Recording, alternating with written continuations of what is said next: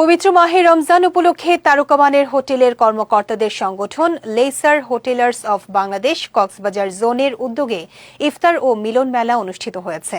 গতকাল কক্সবাজার শহরের সুগন্ধা পয়েন্ট এলাকায় একটি হোটেলের সম্মেলন কক্ষে এ অনুষ্ঠানের আয়োজন করা হয়। অনুষ্ঠানের শুরুতে বক্তব্য রাখেন সংগঠনের কক্সবাজার জোনের অ্যাডভাইজার আবু তালিব শাহ, কো অ্যাডভাইজার মাসুদ রানা ও কো অ্যাডভাইজার মোহাম্মদ ইয়াকুব আলী।